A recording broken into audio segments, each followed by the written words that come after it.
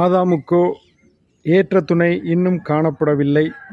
தேவனாகிய கர்த்தர், மனுஷன் தனிமையாயிருப்பது நல்லதல்ல, ஏற்ற துணையை அவனுக்கு உண்டாக்குவேன் என்றார். அப்பொழுது தேவனாகிய கர்த்தர் ஆதாமுக்கு அயர்ந்த நித்திரையை வரப்பண்ணினார். அவன் நித்திரை அடைந்தான். அவர் அவன் விலா எலும்புகளில் ஒன்றை எடுத்து அந்த இடத்தை சதையினால் அடைத்தார். தேவனாகிய கர்த்தர் தாம் மனுஷனில் எடுத்த விலா எலும்பை மனுஷியாக உருவாக்கி அவளை அவனிடத்தில் கொண்டு வந்தார்.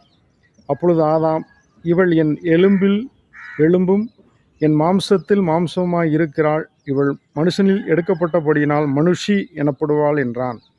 இது நிமித்தம் புருஷன் தன் தகப்பனையும் தன் தாயையும் விட்டு தன் மனைவியோடே இசைந்திருப்பான். அவர்கள் ஒரே மாம்சமாய் இருப்பார்கள்.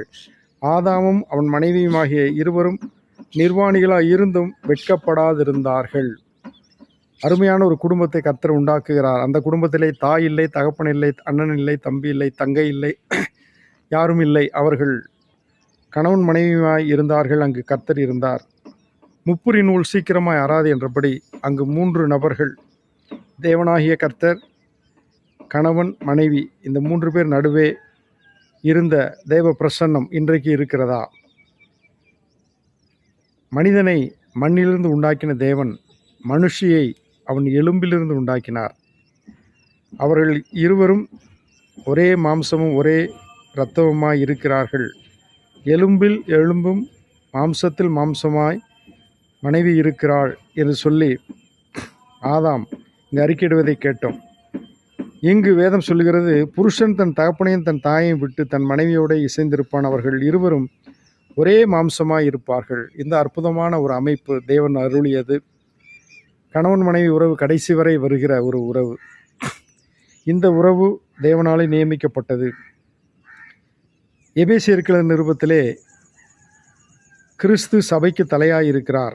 சபை மணவாட்டி எனப்படுகிறது. இந்த ஏவாளுக்கு மனுஷிக்கு ஒப்பாக இயேசு கிறிஸ்து ரத்தத்தினால் மீட்கப்பட்ட திருச்சபை ஒப்பிடப்படுகிறது. அந்த திருச்சபையின் தலைவராக கிறிஸ்து இருக்கிறார், தலைவனாக கிறிஸ்து இருக்கிறார், மணவாளனாக கிறிஸ்து இருக்கிறார், மணவாட்டியாகிய சபை இருக்கிறது. மணவாட்டி மணவாளனை கனம் பண்ண வேண்டும், கீழ்ப்படிய வேண்டும், பின்பற்ற வேண்டும். இதுதான் இன்றைக்கு அழைப்பு.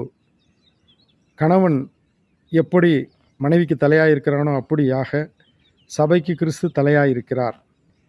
கணவனை மனைவி கனம் பண்ண வேண்டும், மனைவிக்கு கணவன் செய்ய வேண்டிய கடமைகளை செய்ய வேண்டும். இந்த உறவு தேவனுக்கும் சபைக்கும் உள்ள உறவு, கணவனுக்கும் மனைவிக்கும் உள்ள உறவு. இந்த உறவு சிறப்பாக இருக்க வேண்டுமானால் தேவ பிரசன்னம் வேண்டும், தேவனுக்கு கீழ்ப்படிதல் வேண்டும், தேவ சமூகம் வேண்டும். தேவனுடைய கட்டளைக்கு நாம் கீழ்ப்படிந்து நம்மை